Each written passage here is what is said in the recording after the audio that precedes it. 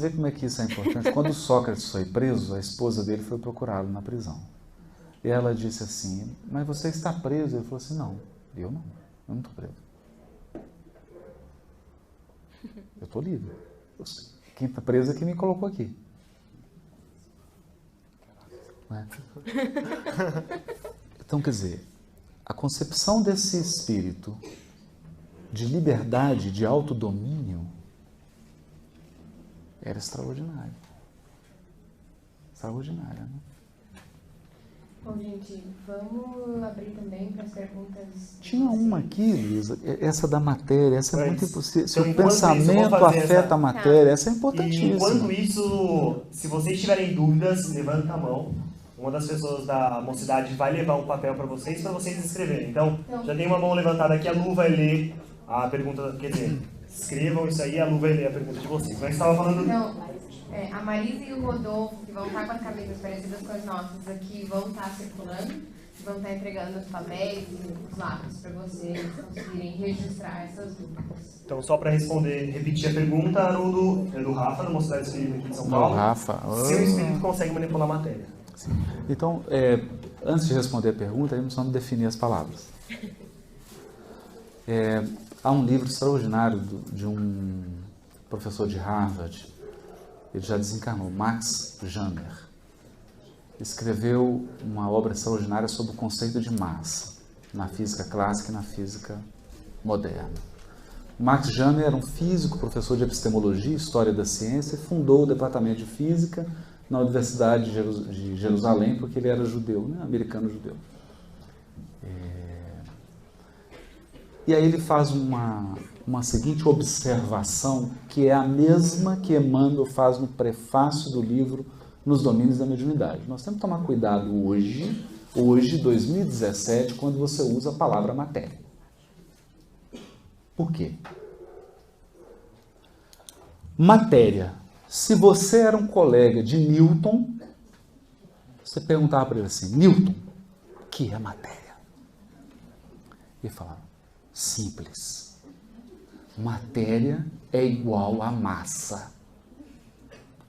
Matéria é alguma coisa que ocupa lugar no espaço.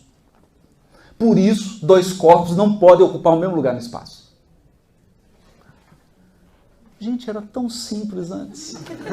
As coisas eram tão simples, era muito simples. Então ele dizia assim, quer ver?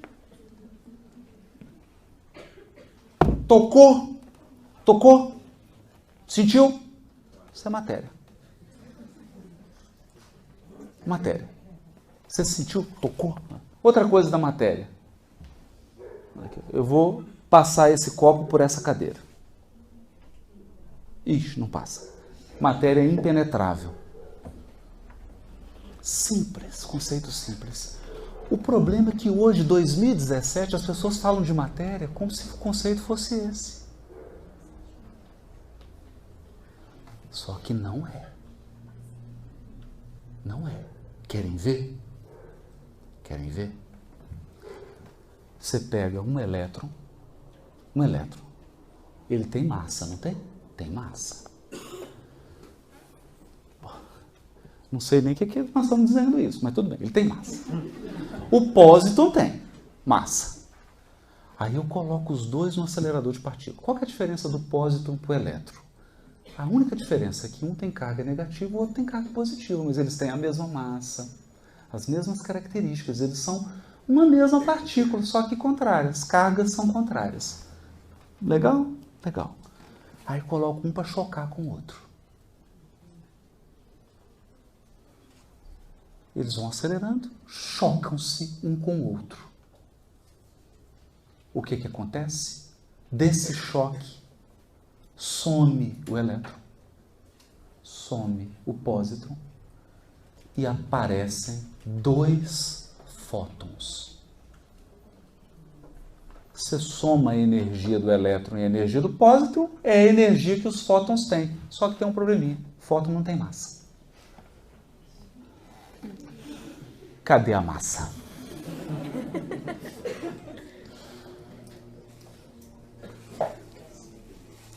Cadê a massa?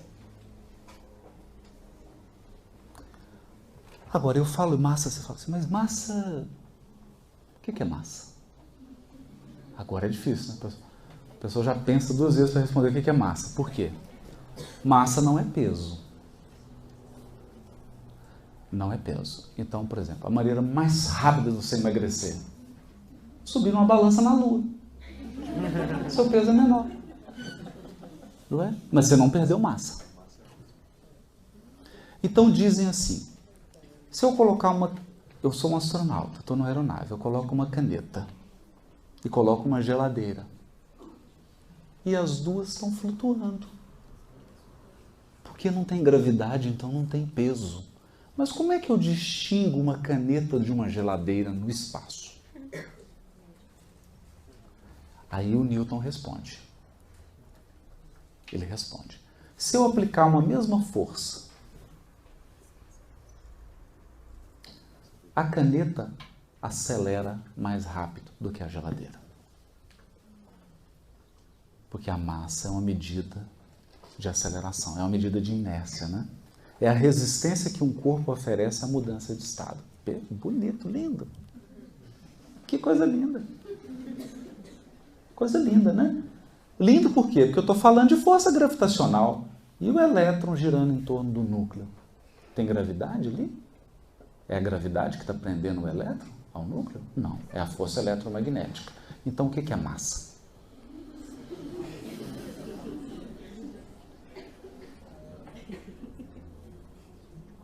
Aí eles falam assim, não, você não entendeu, Haroldo. Existe a massa gravitacional, a massa inercial, mas a massa gravitacional tem 2 tipos, entenderam, gente? Ou seja, vamos contar, nós não sabemos mais o que é matéria. Nós não sabemos mais o que é matéria. Essa é a verdade. Você pega um canhão de elétrons aqui, coloca 2 fendas, joga o canhão de elétron. Ele passa pelos 2 buracos ao mesmo tempo. Porque ele vira energia. Energia não é partícula, não ocupa lugar. Perceberam? Então nós não sabemos mais o que é matéria. Só sabemos uma coisa. Só sabemos uma coisa. Abre aspas. Eu adoro essa frase do Niels Bohr. Você tem uma alegria. É assim, eu tomo café e eu leio. Essa frase eu estou querendo colocar ela no meu quarto. Que o Niels Bohr, quando ele foi estudar lá a física quântica, o átomo, ele falou assim, ó, parece que esses malditos... Ipsis literis, abre aspas. Parece que esses malditos elétrons têm livre-arbítrio. Fecha aspas. Então, olha que coisa complicada. O fóton não tem massa, mas ele é matéria. Então o que é matéria? Porque eu pergunto para o Newton, ô Newton, agora está complicado, Newton. Dá uma comunicação mediúnica aí, porque é o seguinte, você falou que eu conseguia tocar, eu não consigo tocar um fóton. O fóton penetra tudo. Ele penetra, ele passa, ele circula. E pior, ele anda na velocidade da luz. Um corpo que tem massa, você não consegue colocar na velocidade da luz. Porque a energia necessária para isso é infinita. E ele anda na velocidade da luz. E o pior é o seguinte, que o Einstein disse que um corpo que anda na velocidade da luz, o tempo para. Então Ted Green diz assim, para um fóton, o tempo parou. Porque ele está na velocidade da luz. Não tem tempo. Então o que é matéria? Por isso que quando fizeram essa pegadinha com os espíritos, conceito de matéria, os espíritos olharam para o Kardec, o espírito de verdade falou, para cima de mim, eu sou co-criador. Matéria é o laço que prende o espírito. Ele não conceituou. É o laço que prende o espírito. Mas nós não sabemos mais. O certo é que o que a ciência não consegue definir. O fóton é matéria? É matéria. É matéria. O átomo de ferro é matéria? É matéria. Ou então, o que eles têm em comum? Nossa, mãe, o que eles têm em comum agora? Eu não sei. O que é matéria, não é? Mas eles já chegaram a uma conclusão. A matéria está organizada. Então, por exemplo, uma partícula tem propriedades. O que é ter propriedades? Significa que ela é uma coisa, ela não é tudo. Por exemplo, o elétron tem 2 spins. Ou é um ou é outro. Não são 3, 4, 5, 6. Então tem parâmetros. Quando você soma esses parâmetros, aí a ciência hoje fala assim, isso é informação. Informação é aquilo que diz das possibilidades do que pode ser.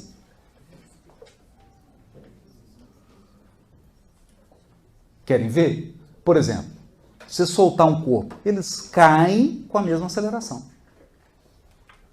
Por causa da força da gravidade. É uma constante. É um parâmetro, é informação. Quem cria a informação? Quem diz para a matéria? É assim. Não é assim.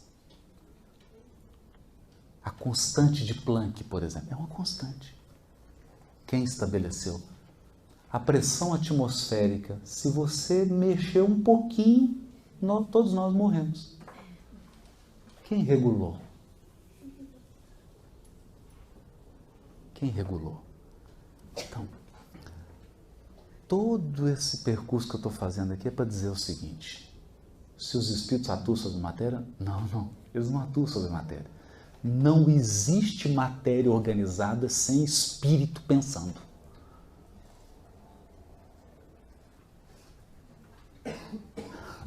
Obrigado. Eu vou até aproveitar e colocar uma pergunta aqui que já está dentro do que a gente está comentando, mas perguntaram, então, como é que o pensamento carrega essa energia? Ou carrega energia em geral? Nossa, o como a gente não sabe. Por quê? O que acontece? Vocês estão vendo e não estão sabendo nem o que é matéria. Imagina. Aí vem o André Luiz e diz assim: o pensamento é um outro tipo de matéria. Não estão sabendo nem a nossa. E ele já diz a mesma coisa. Ela se organiza em partículas, os mesmos princípios. Só que não tem como eu explicar para vocês porque falta linguagem.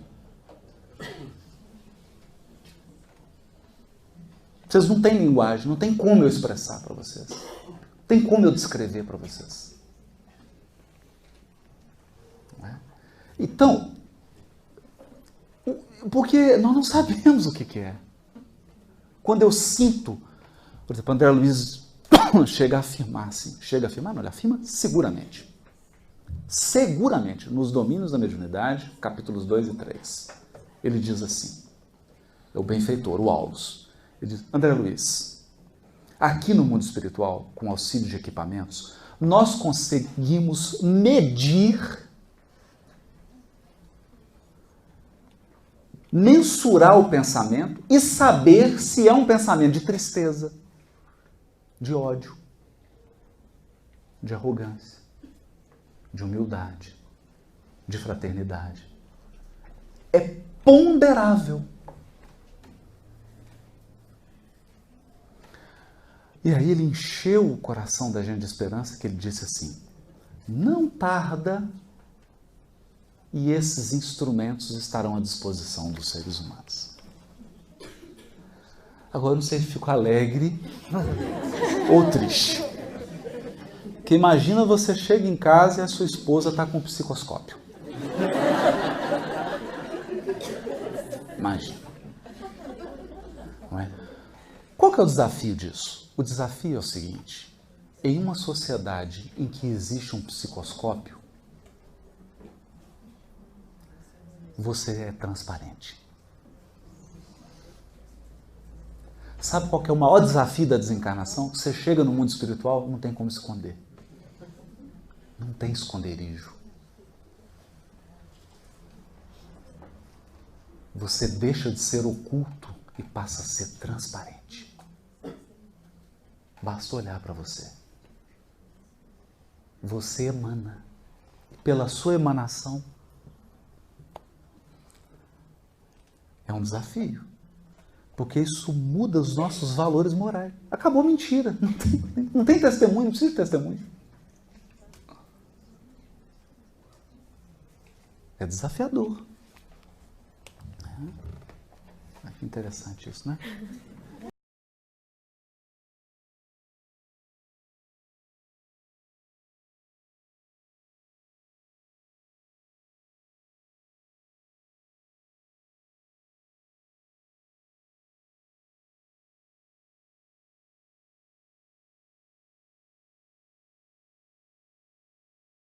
Foi um